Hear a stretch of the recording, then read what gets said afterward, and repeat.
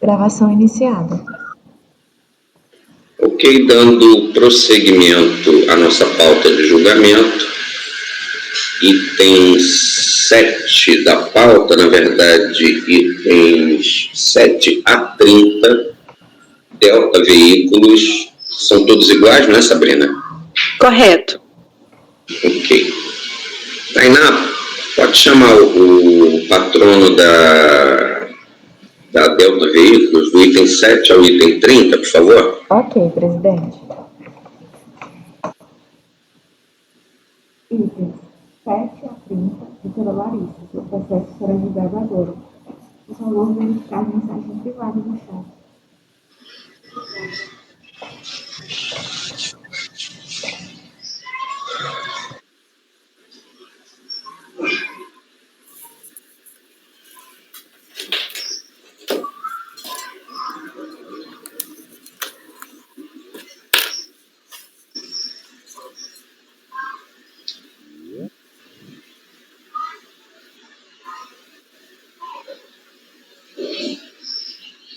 Bom dia, doutora Larissa. Bom dia. Seja bem-vinda. Obrigada. Ok. Doutora Sabrina, pode ler o relatório? Vai utilizar qual processo? É final 2012-59, presidente. Ok. Bom dia, doutora Larissa. Trata-se de embargos inominados com o intuito de sanar erro material perpetrado no Acórdão 3801-003-558, proferido pela extinta primeira turma especial que, por unanimidade de votos, deu provimento ao recurso voluntário da hora embargante, reconhecendo como improcedente a exigência da contribuição PIS/COFINS sobre a receita bruta, com base no entendimento firmado pela CELSE-STF, que declarou inconstitucional o parágrafo 1º do artigo 3º da Lei 97/18, cujo desfecho restou no direito da embargante à restituição pleiteada. Aí eu reproduzi a conclusão do acórdão embargado. Nesse sentido, voto por julgar procedente o recurso para reconhecer o direito à restituição, mediante compensação dos pagamentos a maior da contribuição com fundamento na declaração de constitucionalidade. Ato seguinte, a embargante foi intimada do referido deciso, bem como do despacho decisório, e aí eu replico texto do despacho decisório. Vou ler apenas o que está em negrito. O crédito demonstrado foi deferido apenas para utilização em compensação. Não foram encontrados atualmente débitos elegíveis para compensação de ofício. Conclui-se da leitura do documento que, embora confirmada a certeza e liquidez do crédito em favor da embargante, restou prejudicada a sua restituição porque condicionada à compensação, de acordo com o acórdão da primeira turma. Sendo assim, a embargante atravessou petição, contestando a inexistência de diploma legal subordinando a fruição do crédito por meio de compensação. A petição e apreço foi analisada e, como resposta, mais uma vez, a embargante foi informada da determinação do direito ao indébito mediante compensação. Aí eu reproduzo o trecho da resposta da unidade de origem. Tão logo ciente, a embargante apresentou recurso no qual repisa os argumentos despedidos anteriormente, que, por sua vez, foram recebidos pela unidade de origem como embargos declaratórios. Aí eu reproduzo o despacho recebendo a petição como embargos, presidente. Os embargos foram admitidos como embargos inominados, folha 207 dos autos, que diz: diante do exposto, com base nas razões acima e com fundamento no 66 do anexo 2 do RICARF, dou seguimento aos embargos inominados opostos pela contribuinte para que o colegiado aprecie a matéria relativa à natureza do pedido e do deferimento, se restituição ou somente compensação. É o relatório, presidente. Ok. Doutora Larissa, a senhora tem 15 minutos.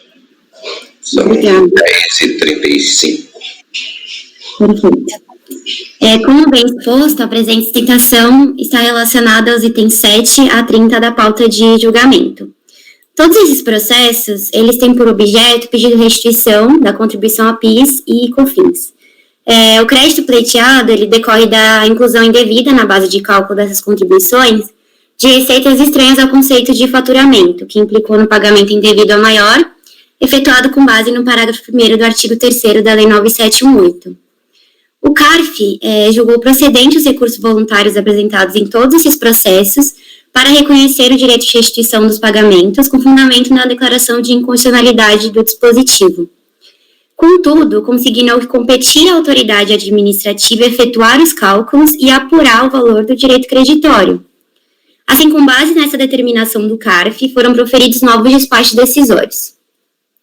Diante disso, foram expedidas intimações que restringiram a utilização do crédito já devidamente reconhecido pelo CARF à apresentação de declarações de compensação, na medida em que o CARF teria decidido que o crédito apenas seria passível de utilização através de compensação. Assim, o embargante apresentou recursos, em face dessas intimações, que foram recebidos como embargos e nominados, e remetidos ao CARF para o presente julgamento. Assim, eu gostaria de ressaltar os seguintes pontos. É muito provável que a turma julgadora, quando proferiu essas decisões, não tenha se atentado para o fato de que os processos são decorrentes de pedido de restituição. Eles não possuem nenhuma compensação atrelada. E talvez por essa razão que utilizou a expressão mediante compensação na parte final dos acórdãos proferidos. Outro fato importante é que a embargante ela não é pessoa jurídica operacional e atualmente não possui débitos a serem compensados com os créditos que já foram devidamente reconhecidos. E desde o início, a embargante pretendia receber os valores pleiteados por meio de creditamentos à conta bancária. E justamente por esse motivo, não há declarações de compensações atreladas aos respectivos pedidos de restituição. O artigo 65 da IN 1717 e o artigo 74 da Lei 9430, eles são claros no sentido de que o contribuinte poderá utilizar o crédito passível de restituição na compensação, inexistindo qualquer disposição legal que determine que os créditos eles deverão efetivamente ser compensados com os débitos existentes. Ou seja, é direito do contribuinte optar por receber a integralidade dos valores ou utilizá-los na compensação. E, por fim, a negativa de restituição a embargante sob a justificativa de que o CARF teria autorizado a utilização desses valores apenas para compensação, mesmo que se tratando de pedido de restituição, violaria os princípios da razoabilidade e proporcionalidade que regem o processo administrativo fiscal. Diante de todo exposto, requer-se o provimento dos embargos inominados para que a expressão, mediante compensação, na parte final dos acórdãos, seja retirada, a fim de que seja autorizada a restituição dos valores já reconhecidos por creditamento em conta bancária. Obrigada. Obrigado, doutora Larissa. Doutora Sabrina, vamos ao voto. Ok. Voto. Consoante narrado, cabe a esta turma apreciar a natureza do pleito do embargante via PERDCOMP 15.687, 29.832, 300.707, 1204/2004, transmitido em 30/7/2007. Sem muitas delongas, denota-se da leitura do citado PERDCOMP que o pedido envolve exclusivamente restituição de COFINS na monta de R$ 2.207,65, corroborada através do despacho decisório que diz claramente o que segue. Diante da inexistência do crédito indeferido, diante da inexistência do crédito, indefiro o pedido de restituição. Corroborando, cito o trecho do acordo embargado 38.001.003.558, no qual o juízo ACO claramente aponta como objeto do PERDCOMP pedido de restituição. Farei a leitura apenas do que está em negrito. Como se depreende da leitura dos autos, em síntese, contribuinte, invocando o reconhecimento pelo STF da inconstitucionalidade do alargamento da base de cálculo das contribuições ao PIS e da COFINS, promovido pela Lei 9.718 de 98, requereu a restituição dos valores indevidamente recolhidos, sendo indeferido o pedido administrativo de restituição. A recorrente apresentou manifestação de inconformidade, a qual juntou aos autos, além da planilha que supostamente comprovariam seu direito creditório, os balancetes com a segregação das receitas. Inconteste, pois, tratar-se de restituição e, portanto, notório equívoco na conclusão posta no acórdão embargado ao condicionar a restituição pela embargante por meio de compensação, já que não houve pedido de restituição atrelado a débito compensado, DECOMP. Face ao cenário, padece de vício material acórdão embargado que deve ser retificado para excluir de seu texto a obrigatoriedade de restituição através de compensação, já que descabida ao caso. Dessa forma, o acórdão 3801003558 passa a ter a seguinte redação. Nesse sentido, voto por julgar procedente o recurso para reconhecer o direito à restituição dos pagamentos a maior da contribuição, com fundamento na declaração de inconstitucionalidade do parágrafo 1º do artigo 3º da Lei 9718 de 98. Por todo o exposto, acolho os embargos inominados, sem efeitos infringentes, para sanar inexatidão material constante no acórdão embargado e excluir de sua redação a expressão compensação, tema alheia ao procedimento administrativo. É como voto, presidente. Ok. Algum esclarecimento? Não? Passemos ao voto. Lara? Eu vou acompanhar, presidente, a relatora. Mariel? Acompanhe a relatora, presidente. Eu também acompanho. Então, do item 7 ao item 30, vai ficar o seguinte: decisão acorda os membros do colegiado por unanimidade de votos em acolher os embargos inominados sem efeitos infringentes para retificar a inexatidão material constante no acórdão embargado e excluir de sua redação a expressão compensação. Fez sustentação oral a doutora Larissa Gimenez Martins, OAB São Paulo, 434259. Está correto o número? Tá sim. Ok. Muito obrigado, doutora. Obrigada, bom dia. Bom dia. Well, só falta agora o da Lara. Nesse, da Lara não tem sustentação oral, digamos assim, aspas, presencial, e é uma gravação.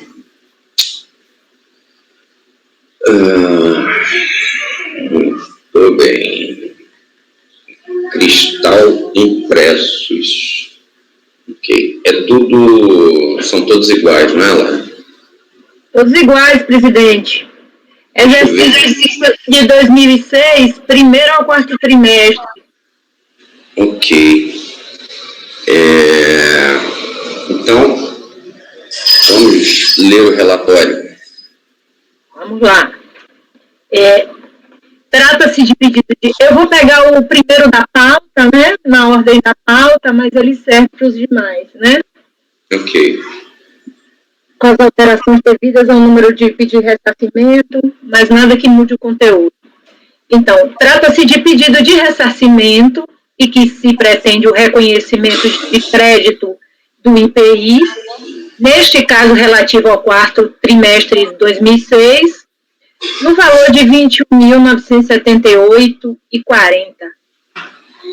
Encontra-se vinculado ao pedido em referência a DECOMP, por meio da qual o recorrente buscou a quitação de débito no caso de RPJ. Uma vez selecionados os referidos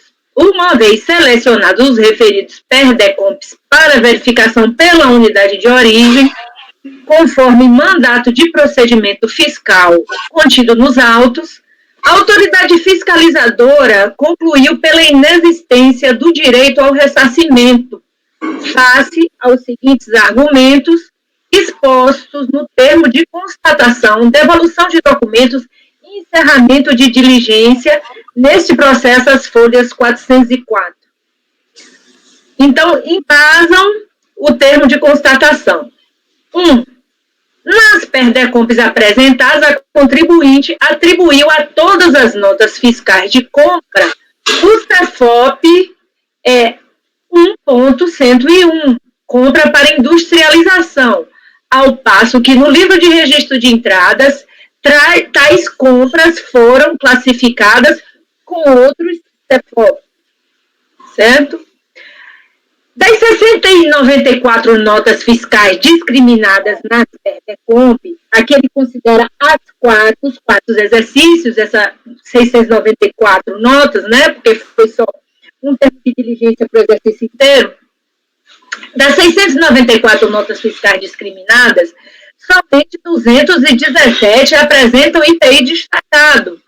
Aquela esticada com sinal B, enfim, sendo que as demais, esticadas com outro sinal mais, não apresentam um IPI destacado. Isso ele apresenta uma cópia do pedido de ressarcimento, onde ele tica no próprio pedido de ressarcimento. Embora, no item 3 dele, embora a contribuinte tenha esclarecido que o IPI creditado com base nas notas sem destaque de IPI se deu com amparo no artigo 165 do regulamento do IPI, não existe demonstrativo de cálculo do IPI, ou seja, não foi indicada a classificação fiscal da mercadoria adquirida, a respectiva alíquota e o IPI correspondente a 50% da alíquota. Itens estes que poderiam ser indicados no corpo das próprias notas fiscais. Porque o artigo 165 dá direito a ele a 50% da alíquota a quem estiver sujeito o produto quando adquirido de comerciante atacadista não contribuinte. Então, ele diz que as notas sem destaque decorrem dessa situação, né, que ele está comprando de atacadista não contribuinte. A contribuinte, em continuidade ao item 3, a contribuinte creditou-se linearmente do valor correspondente a 5% da compra efetuada. Veja-se que a principal matéria-prima da contribuinte, que é o papel classificado na posição 4810, teve a alíquota de IPI de 5% naquele ano. 4. A contribuinte creditou-se indevidamente de valores referentes a aquisições de máquinas e peças, itens esse que não se classificam como matéria-prima, produto intermediário ou material de embalagem. No item 5, a contribuinte creditou-se indevidamente de IPI nas aquisições de papel imune, conforme consignado em notas fiscais. E, por último, 6, a contribuinte não indicou a classificação fiscal dos produtos vendidos nas respectivas notas fiscais, conforme determina o artigo tal do regulamento de IPI. Com essas conclusões acima e tendo por suporte também a informação fiscal que lhe seguiu, foi emitido o despacho decisório, dando pelo indeferimento do pedido de ressarcimento e pela não homologação da DECOMP vinculada. Em manifestação de inconformidade apresentada tempestivamente contra a mencionada decisão do delegado da DRF Franca, alegou-se preliminarmente incompetência da autoridade administrativa que a proferiu. Ademais, afirmou o manifestante que industrializaria produtos sujeitos a alíquota zero, jornais, cartões postais e impressos publicitários, e não aqueles classificados como não tributáveis, sustentando ainda que os créditos decorrentes da aquisição de insumos empregados em produtos imunes poderiam ser também alvo de ressarcimento. Alegou que a glosa decorrente da apontada inobservância do dever de indicar a classificação seria desprovida de fundamento legal, na medida em que a descrição dos produtos em notas fiscais permitiria ao fisco promover a classificação destes de ofício. Afirmou ainda que seria improcedente a glosa integral dos créditos nas aquisições de comerciantes atacadistas, cabendo à autoridade fiscal indicar as operações que não gerariam direito a crédito. Então, a DRJ Recife determinou a remessa dos autos à unidade de origem para que o contribuinte fosse intimado a elaborar demonstrativo que, 1. Indicasse as notas fiscais, os produtos comercializados e a correspondente classificação que entendia como correta. 2. Que identificasse e quantificasse os insumos empregados na fabricação dos seus produtos, apresentando memória de cálculo relativa aos créditos decorrentes de aquisições atacadistas não contribuintes do IPI. A partir dos elementos apresentados, o julgador de primeira instância administrativa determinou a autoridade fiscal. Nessa mesma diligência, ele faz parte da determinação para o contribuinte e parte da determinação dele para a própria autoridade fiscal. Determinou a autoridade fiscal que empreendesse na mesma diligência as verificações necessárias à validação das informações prestadas e elaborasse demonstrativo apto a identificar as operações glosadas e o fundamento de tais glosas. Após a intimação para cumprimento da diligência, a recorrente, por intermédio de carta-resposta, informou não ser possível apresentar os demonstrativos e esclarecimentos objeto da intimação, em razão de não mais dispor dos documentos necessários à elucidação dos fatos, vez que estes teriam sido entregues ao contador da pessoa jurídica que não mais fora localizado. Os autos seguiram para julgamento pela instância ACOR, que, ao analisar a manifestação de inconformidade apresentada contra o despacho decisório, decidiu pela improcedência do recurso administrativo mencionado sobre as seguintes bases, aqui resumidamente colocadas. Salienta que o referido despacho denegatório foi firmado pela máxima autoridade do órgão em apreço, no caso, seu delegado, motivo pelo qual não se acolhe a preliminar de nulidade por incompetência do agente emissor do ato, suscitada pelo manifestante. No mérito, face à pretensão do requerente em ver reconhecido o crédito solicitado, competir-lhe apresentar os documentos capazes de comprovar cabamento e direito. O contribuinte foi intimado acerca do acórdão que julgou a impugnação, conforme aviso de recebimento, e anexado ao presente processo. Insatisfeito com o teor da decisão, apresentou recurso voluntário, como informado em termos de solicitação de análise disjuntada, anexado também aos autos. Em fase recursal, o recorrente traz as seguintes alegações de defesa em síntese. O ato que propôs indeferimento do pedido de ressarcimento pleiteado deve ser considerado nulo em sua totalidade, por ter sido elaborado por pessoa incompetente, bem como por ter sido utilizado como embasamento para o indeferimento por meio do despacho decisório proferido posteriormente. Ele reproduz nesse item, na preliminar, uma preliminar que ele levantou na manifestação, que ele já havia apresentado, suscitado na manifestação de conformidade. Acusa a existência de nulidade da decisão recorrida, por não ter sido observado o princípio da verdade material, quando da falta de análise dos documentos acostados aos autos. Bom, aí ele passa ao mérito. A Cristal Impressos atuaria na indústria gráfica, fabricante de jornais e publicações periódicas. Também de cartões postais impressos com votos ou mensagens pessoais, impressos publicitários, catálogos comerciais e outros, todos produtos sujeitos a alíquota zero de IPI, não manufaturando produtos não tributados, como informado pela fiscalização. Ainda que alguns produtos editoriais confeccionados pela pessoa jurídica fossem efetivamente classificados como não tributados, estaria ainda ao alcance da regra que legitima o aproveitamento dos créditos decorrentes da aquisição dos insumos gravados pelo IPI, haja vista tratar-se de não tributação por imunidade, no caso. Em face do artigo 11 da Lei 9779/98, o saldo credor de IPI acumulado em cada trimestre do ano calendário, decorrente da aquisição de matéria-prima, produto intermediário e material de embalagem aplicados no processo produtivo de industrialização de produto isento ou tributado a alíquota zero, que o contribuinte não puder compensar, poderá ser objeto de ressarcimento nos termos do artigo 73 e 74 da Lei 9.430 de 96.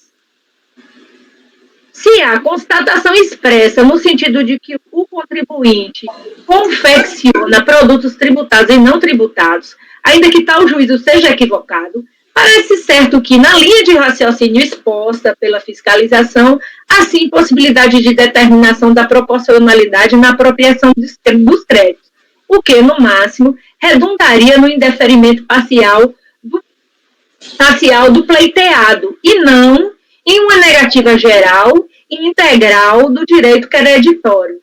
A classificação fiscal das mercadorias vendidas nas notas de saída não seria um requisito para apropriação creditória, tanto que seu descumprimento tem penalidade específica e determinada no próprio regulamento do IPI. Quiser a fiscalização eficazmente indeferir o direito de crédito, deveria, através de levantamento fiscal, identificar o percentual que, na sua intelecção, corresponderia às saídas não tributadas, aplicando os valores creditórios postulados via pedido de ressarcimento e tornando o montante disso resultante. Se a fiscalização identifica acreditamento a maior por aplicação de valores superiores aos devidos, ou ainda sobre itens que não configuram como insumos no processo fabril da requerente, caberia a ela excluir os valores indevidamente apropriados. A decisão não buscou a verdade material, pois partiu das meras suposições alegadas pelo auditor, o qual nem era competente para isso, não analisando sequer a documentação apresentada, indeferindo por completo o pedido de ressarcimento.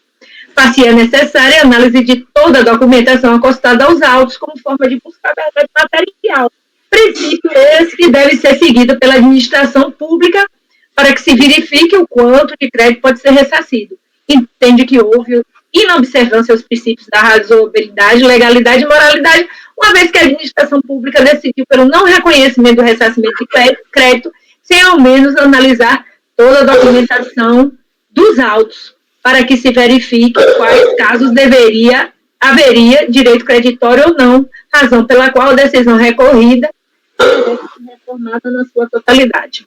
É o relatório, presidente. Ok. Vamos assistir ao vídeo. Só que eu não sei como é que eu faço isso aqui. Tem que descobrir.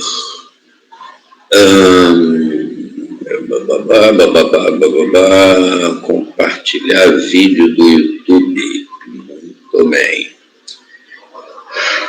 Deixa eu ver aqui qual é o endereço.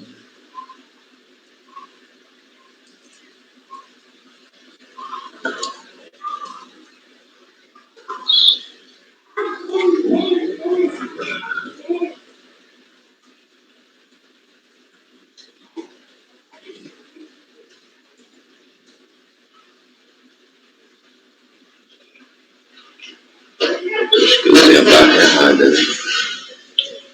Só um instante que eu estou enrolado aqui, mas eu já vou me desenrolar.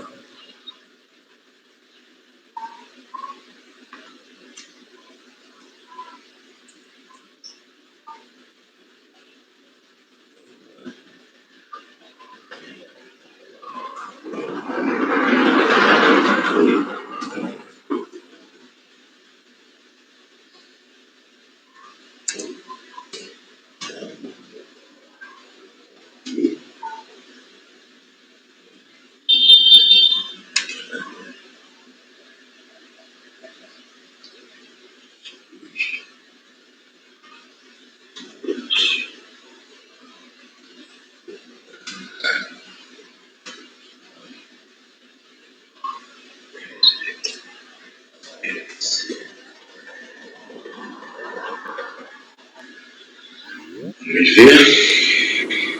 Boa tarde a todos, senhor presidente, senhor relator e demais conselheiros. Meu nome é Mariana Rodrigues e eu trouxe aqui para vocês um pouco dos 4 processos da empresa Cristal Impressos que foram incluídos em pauta para... Boa tarde a todos, senhor presidente, senhor relator e demais conselheiros. Meu nome é Mariana Rodrigues e eu trouxe aqui para vocês um pouco dos 4 processos da empresa Cristal Impressos que foram incluídos em pauta para julgamento. Os casos, eles tratam do mesmo crédito e o assunto é bastante simples, então eu não vou me alongar. A recorrente, ela é empresa industrial do ramo gráfico e produz impressos publicitários, catálogos comerciais, jornais, periódicos, produtos que, sem exceção, são sujeitos ao IPI sob alíquota zero. Como nós sabemos, o artigo 11 da Lei 9.711 de 98 prevê a possibilidade de aproveitamento dos créditos de IPI pelos estabelecimentos industriais que, ao adquirirem os insumos tributados, os apliquem na confecção de produtos isentos ou tributados à alíquota zero, que é o caso da recorrente. Então, tendo em vista que a recorrente possui sua saída desonerada por conta da alíquota zero do IPI, ela acumulou créditos decorrentes da aquisição dos seus insumos tributados e escriturou regularmente no livro de apuração do imposto, de forma que o direito ao ressarcimento aqui pleiteado ele é latente. Além disso, sobre a questão de que o ônus da comprovação do direito creditório é da recorrente, basta verificar que desde o início a recorrente apresentou à Receita Federal todos os documentos que comprovavam o seu direito ao crédito, como livro de registro de saída, livro de registro de apuração do IPI, livro de área respectiva razão, notas fiscais de saída, notas fiscais de entrada, de modo que, da análise do despacho decisório, verifica-se que esse violou frontalmente o princípio da verdade material, uma vez que não foi analisada a documentação apresentada no processo na íntegra. Diante disso, a recorrente pugna pela reforma do despacho decisório, a fim de que seja reconhecido seu direito aos créditos de IPI contidos nos perdiconques por ela transmitidos. Acredito que seja isso, permaneço à disposição para eventuais esclarecimentos e agradeço a oportunidade.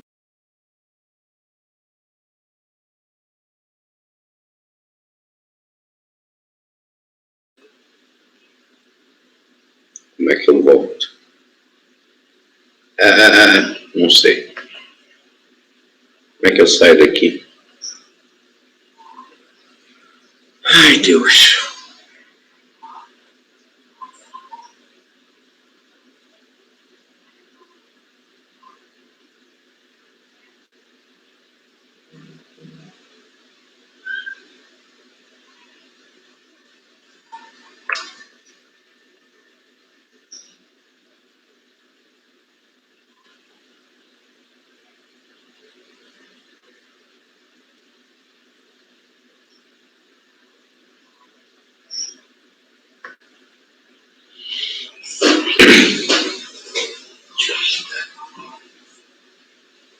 Caramba, como é que eu saio daqui?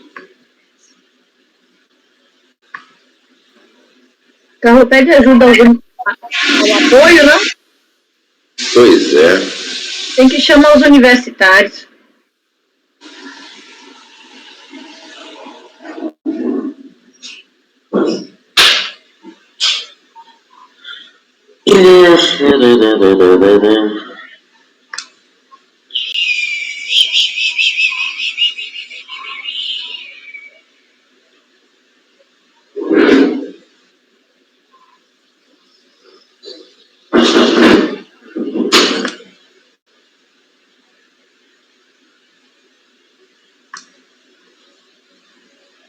Bom, pelo menos a gente voltou a se ver, né?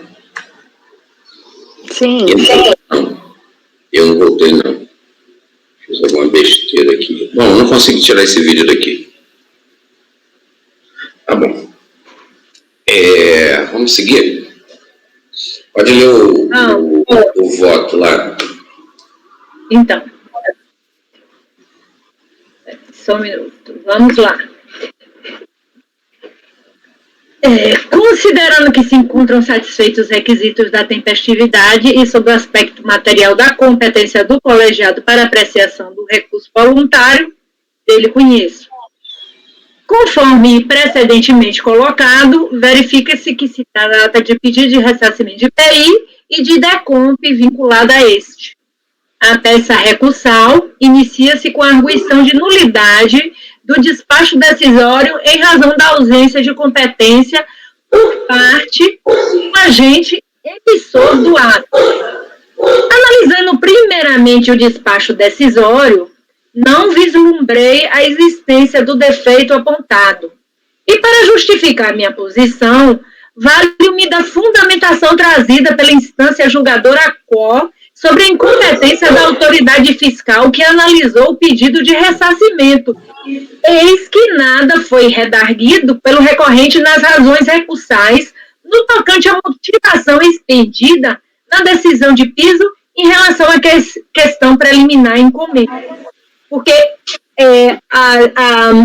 a DRJ, ela já fundamenta a negativa desse pedido, então ele não traz nada de novo, eles renovam aquele mesmo pedido que ele foi feito em sede de manifestação de inconformidade. Assim, considero que se delineia na espécie a hipótese prevista no artigo 57, parágrafo 3º do anexo 2 do regimento do CAF, e que estabelece que nós podemos aproveitar o fundamento da decisão de primeira instância quando não forem apresentadas novas razões de defesa perante a segunda instância. Então, eu passo, nesse caso, a reproduzir o fundamento da negativa da DRJ em relação à preliminar suscitada.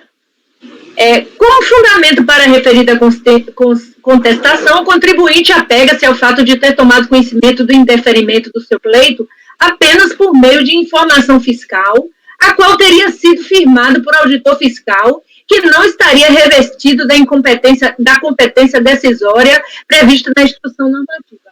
Porque primeiro ele toma conhecimento da informação fiscal, como é da praxe, né, do órgão administrativo, da unidade das DRFs. Então, vai junto o parecer, quando não é aquela análise eletrônica, vai junto o parecer ou a informação fiscal, junto com o despacho decisório. Neste caso, ele primeiro tomou ciência da informação fiscal elaborada pelo auditor fiscal, seria a motivação do despacho decisório, que é expedido pelo titular da unidade de origem, no caso delegado. Então, de plano, deve-se considerar que a informação fiscal citada pelo contribuinte se configura de forma geral como sendo um documento que espelha a análise efetivada pela unidade responsável pela apreciação do requerimento apresentado. Sua importância é inquestionável, pois, via de regra, em casos similares ao presente, fornece subsídios para a decisão administrativa ser tomada e, por isso, é recomendável que sempre seja cientificado ao interessado. Porém, o referido documento, de forma alguma, se presta a materializar o indeferimento do pleito, tendo seu encaminhamento ao contribuinte, no caso em apreço, ocorrido antes da formalizada a competente decisão, muito provavelmente por equívoco do órgão fiscal responsável pelo processo em pauta. Ocorre que a contestação do interessado, que a princípio, como acima demonstrado, apresenta certo grau de pertinência, deixou de fazer sentido na medida em que a unidade responsável exarou posteriormente o ato administrativo denegatório, na forma do despacho decisório. Este, sim, documento apto a revestir de legalidade a decisão da Receita Federal do Brasil a respeito do requerimento apresentado. Vale salientar que o referido despacho denegatório foi firmado pela máxima autoridade do órgão fiscal em apreço, no caso seu delegado, cuja competência legal para decidir sobre a questão é notória e se encontra estampada no regimento da RFB. Todavia, com vistas a preservar o direito constitucional contraditório e ampla defesa assegurada ao sujeito passivo, foram consideradas como razões de defesa e devidamente sintetizadas no relatório supra, aquelas apresentadas em face da mencionada informação fiscal que embasou a decisão administrativa e constam do arrazoado de folhas tais. Porque ele, assim que ele recebe ele é intimado da informação fiscal, ele apresenta uma petição. Então, ele diz que ele trouxe as razões estendidas na petição, foram todas reunidas no relatório junto com as razões da manifestação de inconformidade. Conforme aqui antes colocado, aí eu já volto para meu próprio relatório, conforme aqui antes colocado, do quanto foi afirmado na decisão recorrida como razão de decidir, acrescento que, de fato, o recorrente teve conhecimento da informação fiscal, por meio da qual a auditoria fiscal examina o crédito apontado, mas também que foi dado conhecimento pleno do despacho decisório expedido pelo delegado da unidade de origem, negando o pleito. O procedimento está regular e se encontra de acordo com a normativa aplicável e vigente à época de transmissão do pedido. E aí eu reproduzo a instrução normativa da época. Assim sendo, pelas razões expostas, rejeito a preliminar de nulidade por incompetência suscitada e passa ao exame da preliminar de nulidade da decisão recorrida por não ter sido observado o princípio da verdade material, quando da falta de análise dos documentos acostados aos autos. Porque são duas preliminares. A primeira preliminar é de nulidade do despacho decisório por incompetência da autoridade que se pediu. E a segunda nulidade é da decisão recorrida do acórdão da DRJ por inobservância do princípio da verdade material quando ela falta na análise dos documentos acostados aos autos. Então, em relação à segunda preliminar, também considero não caber razão à recorrente e detalho o porquê. Verificado, ao menos, o indício da ocorrência do fato afirmado, o julgador de primeira instância pode determinar a realização do procedimento de diligência ou exames posteriores na escrituração contábil e fiscal, na busca da verdade material, e foi precisamente o que ocorreu no presente processo. Não só a autoridade julgadora de primeira instância examinou os documentos contidos nos autos, como concluiu pela necessidade de aprofundamento dos exames e verificações, em diligência determinada à unidade de origem para que obtivesse informações adicionais a elucidar a situação. Sendo assim, rejeito a preliminar levantada por considerar estar presente nestes autos a iniciativa da autoridade julgadora de primeira instância em prol da busca da verdade material, não procedendo na alegação feita em sede recursal que apontou vício por inobservância ao princípio em alusão, mesmo porque o avanço das verificações foi frustrado por negativa do recorrente a apresentar documentos, como visto acima. Eu parei, presidente, porque o senhor quer votar as preliminares? Acabaram as preliminares? São duas. Todas duas rejeitadas. Ok. Vamos votar, então, preliminares. Sabrina? Acompanho. Ariel? Acompanho, presidente. Eu também acompanho até aqui.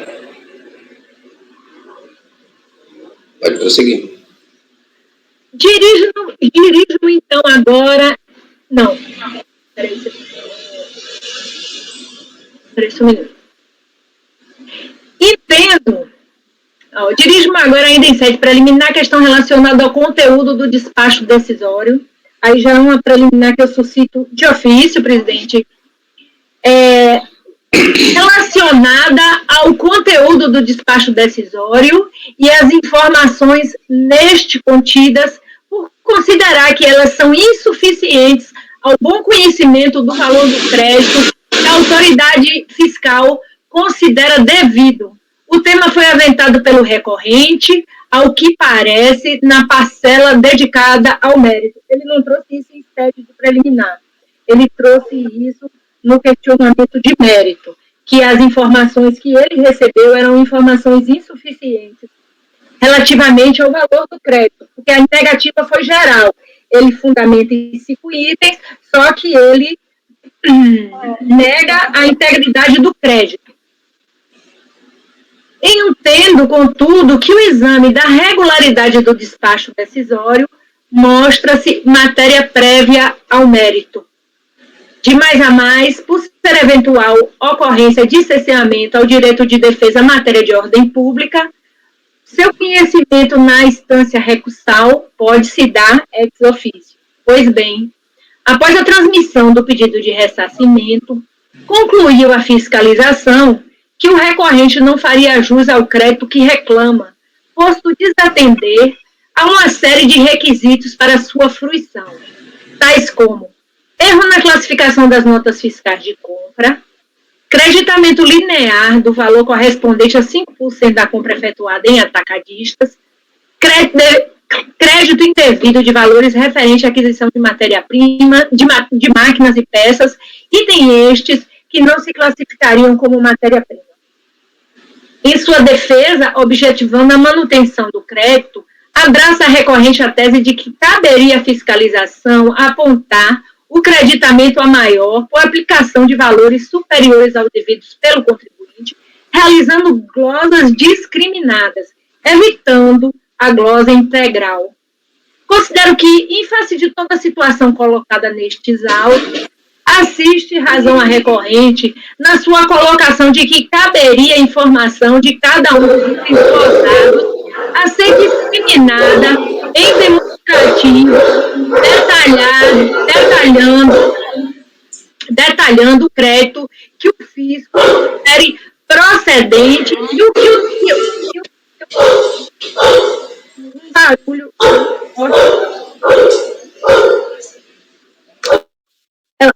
Certo. A ser discriminada em demonstrativo detalhando o crédito que o fisco considere procedente e que não considere devido. Incabível a glosa geral de créditos, ademais de se tratando de vendas de produtos diversos, submetida a tratamento diferenciado pela legislação de IPI, consoante reconhece a própria autoridade fiscal em informação fiscal proposta de indeferimento do crédito, entre aspas. E aí reproduz o trecho. Como a contribuinte fabrica produtos NT com alíquota 0%, diante da inexistência de classificação fiscal dos produtos nas notas fiscais, torna-se impossível calcular a proporcionalidade para a exclusão do IPI referente à matéria-prima, ao produto intermediário e ao material de embalagem aplicado na produção dos produtos NT.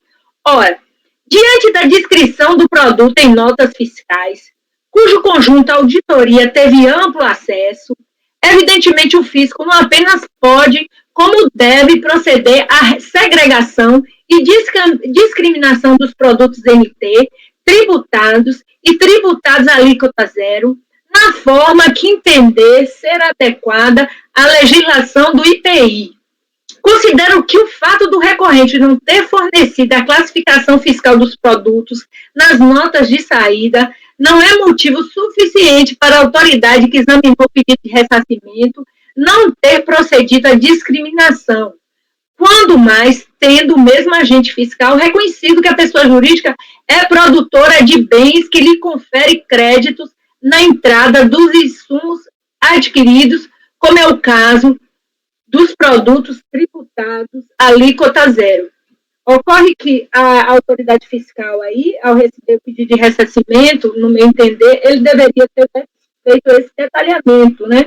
Ele intima o contribuinte não apresenta uma planilha, né? Porque ele quer que o contribuinte, ele faça a classificação, quando, na verdade, no meu entender, nesse procedimento, a autoridade fiscal intima o contribuinte para ele apresentar a documentação fiscal e contábil. E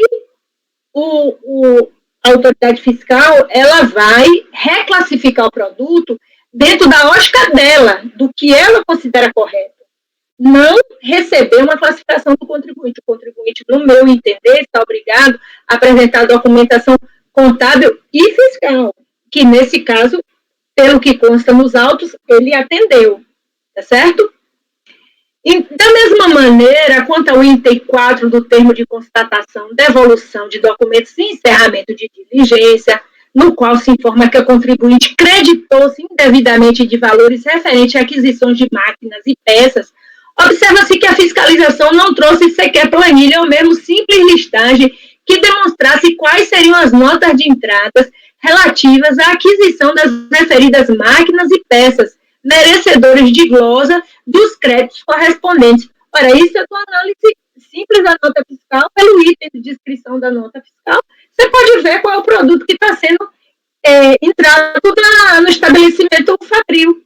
Se é máquina, se é peça, se é insumo. Eu acho que aí houve uma falta, né, da pessoa que analisou o pedido de ressarcimento. Prossigo. Já no referido termo de constatação, devolução de documentos e encerramento de diligência, entre aspas, no qual se estriba o despacho decisório denegatório, afirma-se que das 694 notas fiscais discriminadas nos perdercompes transmitidos, somente 217 apresentavam IPI destacado para o primeiro ou quarto trimestre de 2004, e que o restante das notas fiscais não traria o destaque do imposto. Entretanto, a fiscalização, também no tocante a esse item, não elabora demonstrativo de análise das notas em menção. Simplesmente todo o crédito referente a 694 notas fiscais, tendo ela destaque ou não de IPI, foi cotado.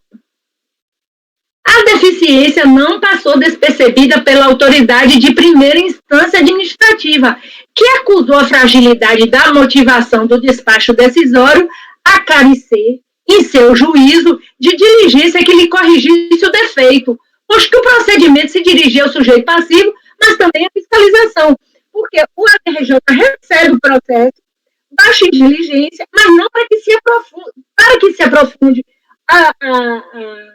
os exames, mas também que a fiscalização promova a correção de determinados itens, acrescente certos itens. Aí ele já está pedindo para que o despacho decisório seja corrigido. Aí, ao meu ver, também é incabível. A diligência, no meu entender, se presta a você elucidar fatos que estão confusos, mas não aqui a autoridade fiscal acrescente itens no despacho decisório, tá certo? Então, no caso, todavia, no entender dessa conselheira relatora, não seria de diligência, por quanto compete, primeiramente, à autoridade fiscal bem detalhar os exames realizados, manifestando-se de forma precisa e evitando generalismos no seu proceder, a bem de que possa o sujeito passivo se contrapor adequadamente ao quanto alegado. Por evidente, é a partir das alegações da fiscalização que se constrói a defesa. E face da falta de clareza nas conclusões dos exames fiscais, na espécie, considera que o despacho decisório exarado se encontra maculado de nulidade por ter comprometido o direito de defesa do sujeito passivo, delineando-se a situação prevista no artigo 59.2 do PAF. Então, os despachos e decisões proferidas por autoridade incompetente ou com proteção ao direito de defesa, que é o dispositivo que a gente já conhece bastante. Na esteira desse entendimento, é que julgo caber à fiscalização a emissão de novo despacho decisório com a discriminação de cada uma das glosas realizadas, trazendo planilhas e demonstrativos que evidenciam as operações que foram glosadas com notas fiscais correlatas e as razões para o não acatamento dos créditos pleiteados pelo recorrente, porque eu considero aí que faltou a motivação, né? A motivação não está adequada. Em vista do exposto, voto por conhecer integralmente do recurso voluntário, dando-lhe parcial provimento para, acolhendo a preliminar suscitada de ofício, retornar os autos à unidade de origem, de modo a ser proferido o novo despacho decisório. É como voto, presidente. Ok, na verdade a gente fez uma... Perdão. Fomos induzidos ao erro ao votar preliminar, porque, na verdade, esta ainda é preliminar, né? Nós rejeitamos as preliminares. Espera um pouquinho lá. Votamos as preliminares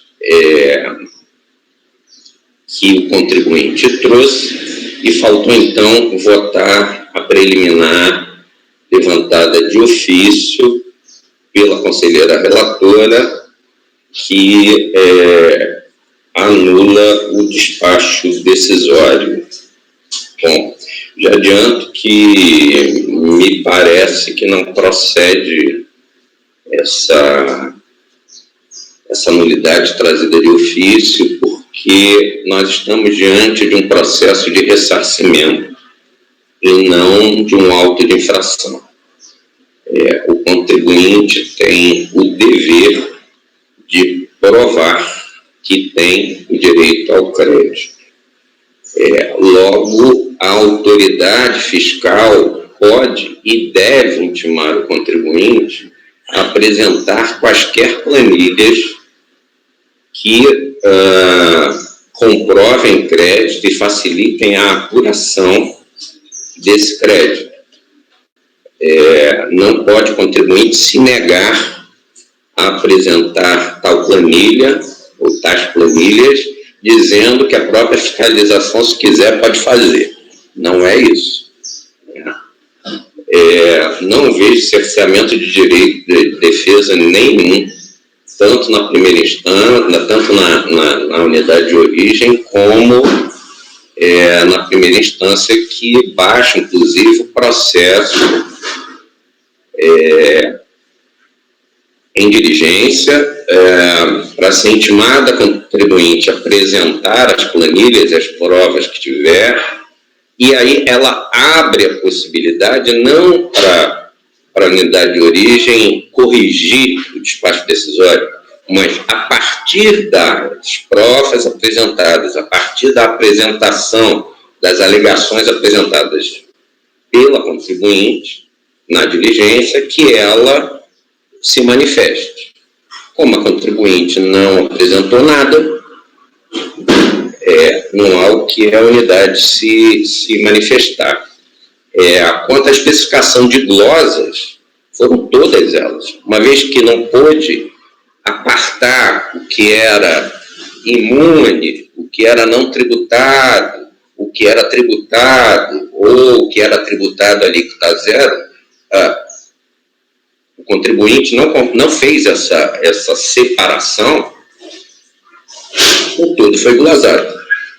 Me parece isso. Mas vamos à votação da preliminar suscitada de ofício. Sabrina, como vota? Presidente, antes eu acho que a doutora Lara tinha levantado... Desculpa, Lara. Presidente, é porque, no caso, o recorrente ele apresentou toda a documentação fiscal e contábil, ficou à disposição. Então, como a instrução normativa não fala que ele tem que apresentar planilha, determina que ele tem que apresentar documentação obrigatória, não planilha. Desde quando eu conheço esse procedimento, o contribuinte é intimado, ele apresenta pedido de ressarcimento, é separado para análise, o pedido de ressarcimento dele, ele vem à repartição e apresenta os documentos dele obrigatórios. No caso, planilha, eu acho que o contribuinte não está obrigado a apresentar planilha, ele faz se ele quiser, não é verdade? Ele faz para auxiliar, mas ele não está obrigado pela instrução normativa a apresentar planilha. Se ele foi intimado, Lara, ele tem que apresentar.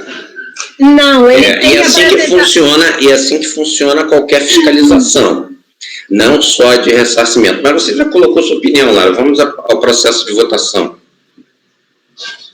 Presidente, eu gostaria de falar na parte de debate antes de colocar em votação. Sim, claro. Pode?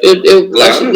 Não sei se eu baixei a mãozinha e errei, mas eu vou só fazer uma pequena consideração que eu concordo com a Lara. O contribuinte ele tem que provar. E não provar da forma que a fiscalização exige que se prove, né? A prova ela vem através de documentos contábeis e fiscais. O que me parece no processo, o fiscal está falando assim, olha, você não colocou numa planilha organizada, para mim, o que é o quê, com qual classificação, etc e tal, de forma um pouco mais mastigada do que nas notas, então, para mim, não foi comprovado. E é possível você averiguar pelas notas, né? É que são muitas notas, são 694 notas, mas as 694 notas foram juntadas, né? Então, eu acredito que ultrapassa aqui a questão da probatória, né? Porque a questão probatória está nos autos, né? Eu vejo de uma forma muito semelhante à da Lara, né? A única discussão que me ficou aqui um pouco, e eu gostaria de ouvir a opinião de vocês para que a gente colocasse, é a nulidade do despacho decisório, porque para mim eu tenderia um pouco mais à nulidade do acórdão da DRJ. Porque ele fez a manifestação, deu o despacho decisório, o despacho decisório é a questão do cruzamento, da análise, e aí foi glosado e o contribuinte tem a oportunidade de se defender. E mesmo com a apresentação de todos os documentos e respectivas análises, isso não foi feito. A DRJ, inclusive, e mesmo na diligência, para mim a diligência, ela falou assim, olha, está insuficiente por causa de X, e o X é justamente a inexistência de planilhas e essa discriminação que ele está exigindo, e a DRJ vem e fala que foi insuficiente nas provas. A DRJ é extremamente sucinta em relação a isso. Então, é isso que eu só gostaria de colocar em discussão, e gostaria de ouvir os colegas, né, antes da gente colocar em votação. Mas aí a gente já não votou se estava a nulidade do acordo recorrido, não foi essa uma das alegações, um preliminar do contribuinte? Eu acho que foi a preliminar do acordo recorrido em relação foi a preliminar do despacho decisório em relação à incompetência da autoridade, não foi o primeiro? Aí a segunda preliminar agora, que é de ofício, que está sendo levantado pela Lara. Foram duas preliminares votadas inicialmente, não foi, Lara? Ele levantou quantas preliminares? Ele levanta duas preliminares. A primeira preliminar é de nulidade do despacho decisório por ausência de competência. E a segunda preliminar é de nulidade da decisão recorrida por falta de inobservância do princípio da verdade material, porque a decisão não teria observado, no caso, os documentos que ele acostou aos autos. Mas eu acho que não é o caso. Como é um procedimento, uma sucessão de atos, a gente tem que ver o primeiro ato, né? O primeiro ato que vai prejudicar os autos seguintes. Por isso, Mariel, que eu não achei que seria caso de nulidade da decisão. Porque a decisão, na verdade, ela até vai buscar, ela baixa o processo de diligência. Entendeu? Então, ela até vai buscar a verdade material, ela até analisa, mas aí ela baixa o processo de diligência. Eu acho que o problema está no ato inicial, no ato de origem do procedimento, entendeu? Que Entendi. Aí ele prejudica os atos seguintes, porque é nesse momento que ele apresenta as razões dele para o contribuinte, que as razões dele não estão detalhadas. É que eu acho que aí já prejudica o contribuinte, fica sem ter elementos, no meu entender, claro, né? Ele fica sem ter elementos específicos para se defender perante a própria DRJ. Porque daquele conjunto de notas, você não sabe qual é, o que é um carro, o que é, mas uma nota tem. Entendeu? A fiscalização poderia ter feito essa discriminação para que ele já na DRJ, ele dissesse, não, esse crédito é devido ou não devido, ou aquiesço com a DRJ, ou, ao contrário, apresentar a fundamentação dele do recurso, da manifestação de conformidade, no caso que era o recurso, o primeiro recurso. Entendeu? Entendi. Por isso é que da origem, do comecinho, que gerou uma sucessão de atos em cima daquele que estava errado. Aquele primeiro que, no meu entendimento, é que foi aquele que prejudicou que ele se defendesse adequadamente, especificadamente. Não, essa nota não, essa nota sim, essa nota eu concordo, essa nota eu discordo, por isso, entendeu? Aí, mesmo o auditor reconhecendo que ele, em tese, potencialmente tem o crédito, aí ele nega no geral. Certo? Entendi. Então, desculpa, presidente, eu achei que estava votando só a primeira, que tinha sido votado só a primeira preliminar. Fez aqui a minha confusão, né? Mas, enfim, já foi votado e eu já tenho um pensamento sobre. Então, vamos à preliminar suscitada de ofício pela relatora Sabrina. Doutora Lara, eu peço desculpas, mas eu vou divergir, porque eu acho que aqui o despacho decisório, assim como o presidente disse, o despacho acho que está bem claro, ele glosou tudo, a autoridade fiscal, e talvez maiores esclarecimentos do contribuinte, não sei. Aqui eu acho que seria mais um caso de diligência do que uma nulidade, refazer um despacho decisório para que a autoridade fiscal aponte, a partir dos documentos que estão nos autos, o que deve ser, o que foi glosado ou não. Então, eu vou divergir. Ok. Então, você está rejeitando a preliminar? Correto, presidente. Ok. Mariel? Presidente, eu vou acompanhar a divergência. Também vou rejeitar a preliminar, embora, assim, em partes eu concordo. Mariel, você sumiu. Eu sumi? Mas vocês estão me ouvindo? Não, mas tem que aparecer também. Eu estou vendo vocês, estou me vendo, inclusive. Estou vendo também você. Deve ser um problema de internet. Então, vamos lá. Pode ir, Mariel, desculpe. Não, imagina. Se parar o som, vocês me avisam, tá? Então, presidente, eu acompanho a divergência, né? Eu concordo em partes com a Lara, mas eu vou acompanhar aí a proposta de diligência da conselheira Sabrina. Não, a gente primeiro está na rejeição da preliminar. Não vamos colocar a proposta na frente. Tá, rejeito a preliminar, ok. Ok, eu também rejeito a preliminar. Como a Sabrina levantou, você vai propor a diligência, Sabrina? Eu não sei qual é o voto de mérito da relatora, Sim, presidente. Não, Mas a princípio você acha que uma diligência seria melhor, é isso? acredito que sim. Tá. Acho que a turma pontuando o que, de acordo com o regulamento, o que é passível ou não de creditamento de IPI, eu acho que dá para devolver para a unidade de origem.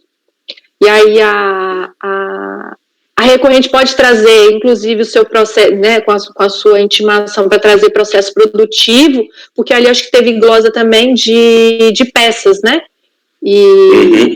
Porque ali ela tem, eu verifiquei o objeto societário e ela ali produz tanto produtos sujeitos à alíquota zero quanto não tributável, e tem o papel. Então, acho que a diligência, ela poderia esclarecer e a fiscalização com base nos documentos apontar. Ok. Lara, uma vez rejeitada a preliminar levantada de ofício, né, de nulidade do espaço decisório, o mérito, como você vota? Você acha que a diligência é cabível ou você vota de outra forma? Não, presidente, eu vou manter meu voto. Eu acho que não é cabível diligência aqui, não. Então, Lara, uma vez rejeitada a preliminar, você precisa apresentar o voto de mérito. Então, eu vou acompanhar a diligência, então. Tá, então, aí você vai mudar o voto, uma vez rejeitada a preliminar, propondo a diligência. Para a diligência. Isso. Na verdade, você pode manter o voto, só que consignando, né, que uma vez rejeitada a preliminar, você propõe a diligência, e aí você tem que especificar depois o... Bom, então, isso. Então, deixa eu escrever aqui. Eu acompanho a diligência também. Mariel já tinha falado que acompanha a diligência. Então, vamos... Deixa eu só ver aqui onde é que está o papel para eu anotar. Aqui. Isso vai valer para todos os processos, né? Do 31 ao 34, é isso? Isso. Ok.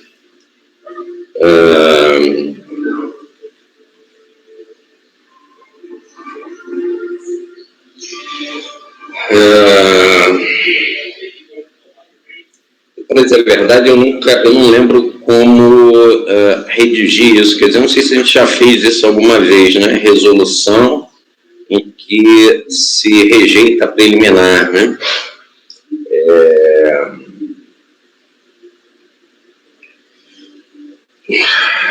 Eu acho que foi só naqueles processos. Bom, pelo menos eu fiz só naqueles que a gente dava provimento parcial, né? Das unidades, né? Mas eu acho que tem isso, presidente, no Manual do Conselheiro. Eu acho.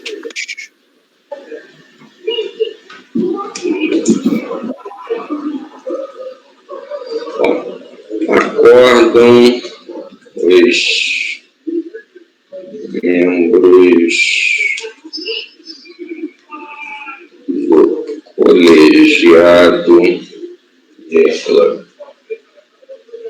já que não, eu tenho dúvida se esse acórdão está certo.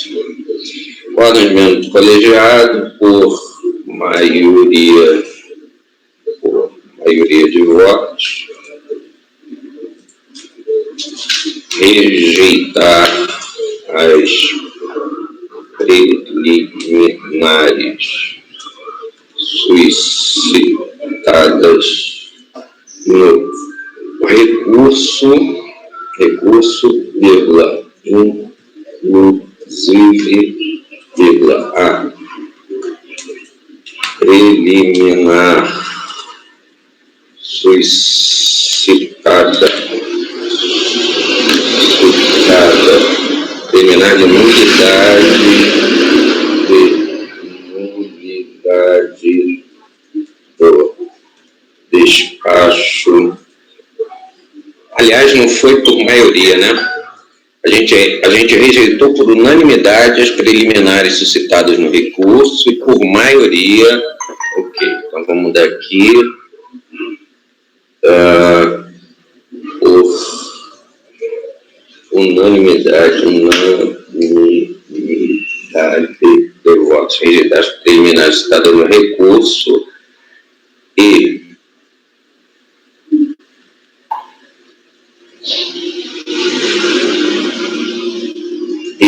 vírgula, por maioria, vírgula, rejeitar a preliminar de nulidade de espaço decisório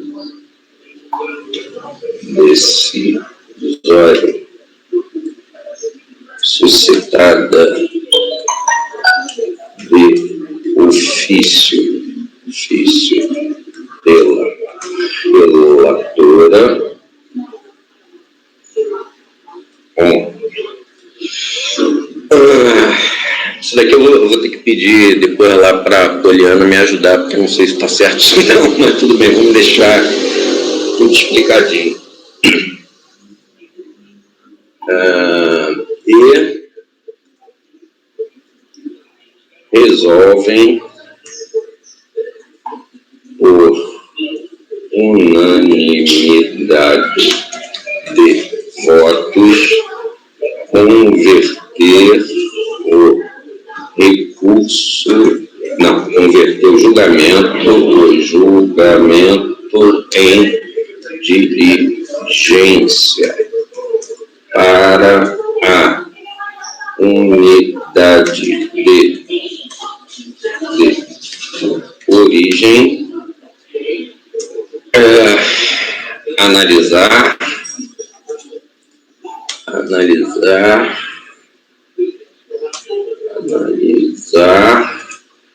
os documentos juntados aos autos. É isso? Eu vou colocar aqui assim como.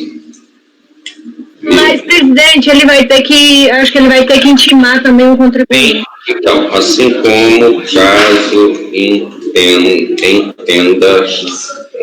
entenda necessário intimar a contribuinte para apresentar quaisquer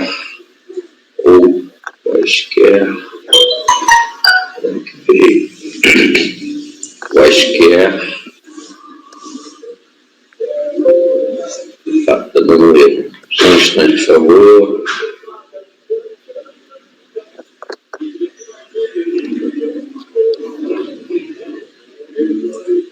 Quaisquer outros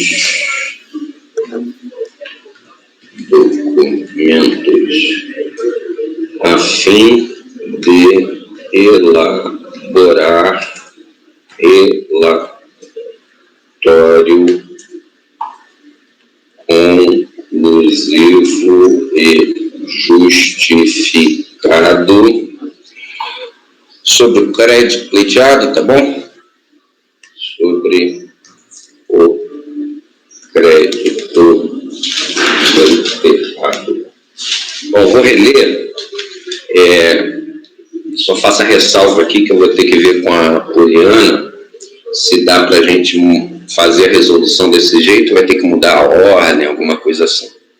Mas, enfim, acordam os membros do colegiado, por unanimidade de votos, rejeitar as preliminares suscitadas no recurso e, por maioria, rejeitar a preliminar de nulidade de despacho decisório suscitada de ofício pela relatora. E resolvem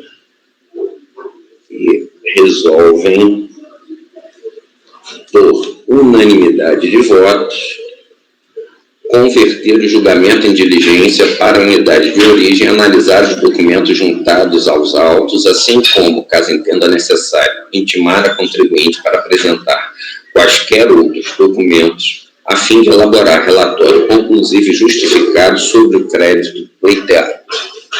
Tá bom? Fechou? Ok. Isso vale, então, para os itens 31 a 34 e terminamos a pauta. Parecia impossível, mas acabamos até antes de meio-dia. 10 para meio-dia. Tá bom? Nossa, vocês estão caladas, podem falar. A gente ainda tá... Tem gravação, presidente. Tá gravando? Mas tem a gravação.